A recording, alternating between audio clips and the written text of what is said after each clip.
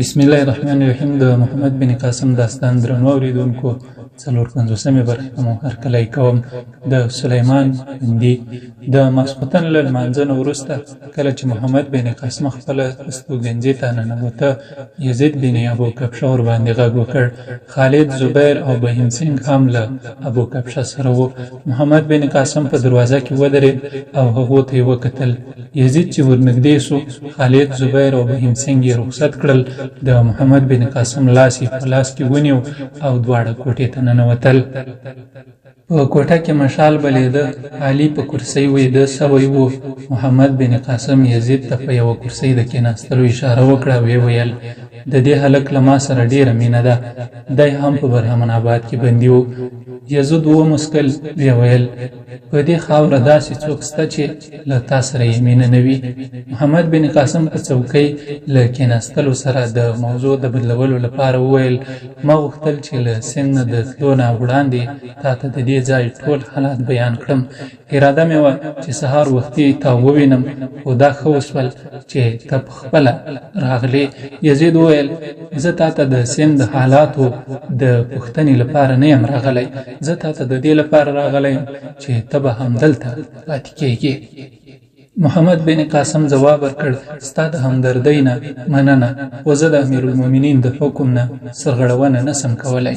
یزید وویل: مګر ته نه پوهېږې چې سلمان ستا د وینو تږی دی؟ محمد بن قاسم وویل: ما ته معلومه ده، خو زه نه غواړم چې د خپلو څو څاڅکو وینو لپاره اسلامي نړۍ په دوو برخو وویشم. یزید وویل: ته په دې عمر کې زما له اټکل نه زیات د حکمت خاوند یې. بیا هم که زه پخپله ولاړ سم او سلیمان ته ووایم چې په سند کې تر 100,000 زیات پوځ د محمد بن قاسم ملاتړ کوي، نو هغه به له تا سره د جګړې خیال پرېږدي. محمد بن قاسم وویل: بیا به هم د دې نتیجه دا وي چې زه او له ما سره د مسلمانانو یوه لویه ډله به له مرکز نه جلا سي. موږ به په دې نړۍ د ټولنیزو او ګډو هڅو او جهادونه محروم سو.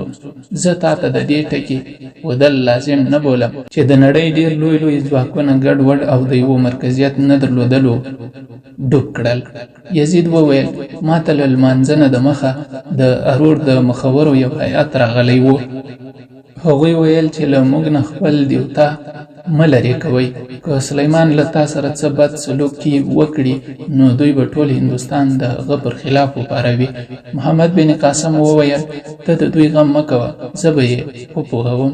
یزید د محمد بن قاسم تصمیم نه ماتېدونکی ولید. چوپ سو. وروسته بیا محمد بن قاسم هغه ته د سند ټول حالات وویل او دته یې له دی او ولس سره د ښه سلوک او چلند غوره کولو او په سختو حالاتو کې د دې بل له والي نصرالدین او بهیم سنګ نه د هدایت اخیستلو مشوره ورکړه.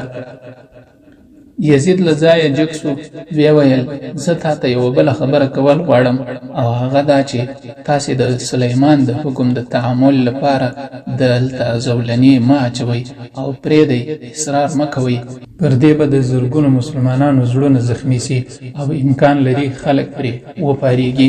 محمد بن قاسم ویل: که تاسې دا مصلحت بولئ، نو زه به اصرار نه کوم، که نه نو ما خو د امیر په اطاعت کې د زولنو اچول ویاړ باله. یزید لاس ورکړ. ویې ویل: زه یوه بله پوښتنه کوم. د عربو په سردارانو کې ستا تر ټولو نږدې دوست څوک دی؟ محمد بن قاسم وویل: ټول زما نږدې دوستان دي، خو تر ټولو زیات چې زما د ژوند په ټولو رازونو خبر دی، هغه زبیر دی. هغه به تل له تا سره یو ځای وي. یزید وویل: نه، زه هغه د یوه ضروري کار لپاره په بیړه مدینې ته استوم، تاسې هغه زما کوټې ته راواستوئ. محمد بن قاسم علي پاڅاوه او ورته ویې ویل: دی خپلې کوټې ته ورسوه او زبیر هم ورواستوه. یزید یې په خپله کوټه کې پرېښود. علي د زبیر د راغوښتلو لپاره ولاړ او یزید د مشال په رڼا کې کېناست. په لیک لیکلو بوخت سو. لږ ځنډ وروسته زبیر کوټې ته ورغی. یزید د لاس په اشاره هغه ته د کېناستلو وویل. زبیر تر ډېره ناست و. د لیک تر لیکلو وروسته یزید هغه ته مخ ور واړوه او ورته ویې ویل: ته د یوه اوږد سفر تیاری ونیسه. دا لیک ولوله. یزید لیک زبیر ته ورکړ. هغه چې لیک لیک ولوست په مړاوي څېره یې تازګي راغله. یزید د حضرت عمر بن عبدالعزیز رحمه الله په نامه لیک لیکلی و چې په هغه کې یې محمد بن قاسم د اسلام ستر مجاهد بللی و او له حضرت عمر بن عبدالعزیز نه یې غوښتي و چې د سلیمان له انتقام نه یې د ژغورلو ممکنه هڅه وکړي. د یزید د لیک وروستي الفاظ داسې وو: محمد بن قاسم غوندې مجاهد هر وخت نه زیږیږي.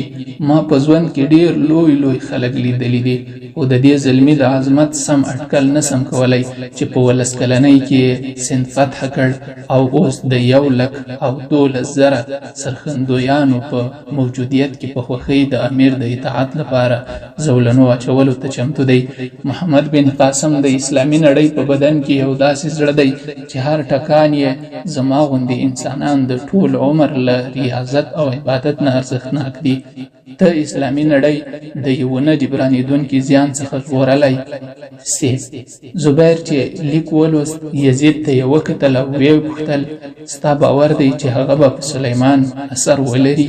یزید وویل: زما باور دی، هغه اوس په مدینه کې دی، ته ورسه، خو په لاره کې یوه شیبه هم مه ضایع کوه. د سلیمان د مشاورینو له محمد بن قاسم سره یوازې پر دې دښمني ده چې هغه د حجاج بن یوسف زوم دی. هغوی به د دې هڅه وکړي چې د محمد بن قاسم په باب زر تر زره پرېکړه وسي. سلیمان به هم دومره د نفوذ خاوند زیات ژوندی پرېښودل خطرناک وګڼي. عمر بن عبدالعزیز رحمه الله که په مدینه کې نه و چې هر ځای و ځان ورسوه او هڅه وکړه چې د محمد بن قاسم په باب د وروستۍ پرېکړې نه د مخه د مشق ته ورسېږي.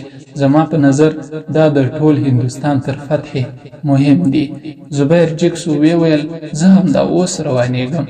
یزید وویل: ورځه، خدای دې مل شه. زبیر د یزید له کوټې نه ووت، په منډه خپلې کوټې ته ورسېد. ناهید، زهرا او خالد انتظار کاوه. ټولو په یوه غږ ترې وپوښتل: څه خبر دی؟ څه خبر دې راوړی دی؟ زبیر وویل: زه مدینې ته روانېږم. دومره یې وویل او بلې کوټې ته د جامو بدلولو لپاره ننوت. لږ ځنډ وروسته یې جامې بدلې کړې او راووت. ناهید بې له دې چې څه ترې وپوښتي پر دیوال ځوړنده توره راواخیستله او په لاس یې ورکړه. خالد اوچت شو، ویې ویل: زه هم در سره ځم. زبیر توره تر ملا وتړله، ویې ویل: نه، ته ناهید او زهرا در سره کړه او له محمد بن قاسم سره بصرې ته روان شه. زهرا وویل: وروره، په مدینه کې ستا څه کار دی؟ زبیر ځواب ورکړ: زه تاسې چاته د یزید لیک وړم چې د محمد بن قاسم ژوند ژغورلی سي. خالده، ته چې بصرې ته ورسېدې، سیده د محمد بن قاسم کور ته ورسه او زبیدې ته تسلي ورکړه. زه امیدوار یم چې ژر به هلته در ورسېږم. ناهیدې: د خدای په امان. زهرا: زما د بري دعا کوئ. زبیر دا وویل او له کوټې ووت. په لار کې د محمد بن قاسم کوټه وه. د ننه مشال بلیده. په دروازه کې ودرېد، د ننه یې وکتل او بیا له څه سوچ وروسته چپ کوټې ته ننوت. محمد بن قاسم په درانده خوب ویده و او په شونډو یې د یوه معصوم ماشوم سپېڅلې مسکا غوړېدلې وه. هغه مسکا چې زبیر د هغه په شونډو تل غوړېدلې لیدلې وه. تر سر پورې په دیوال هغه توره راځړېدلې وه چې کوم عمره سالار د سند مضبوطې کلاوې او د اوسېدونکو زړونه پرې تابع کړي وو. د زبیر په زړه کې نامعلوم احساسات په غورځنګ شول.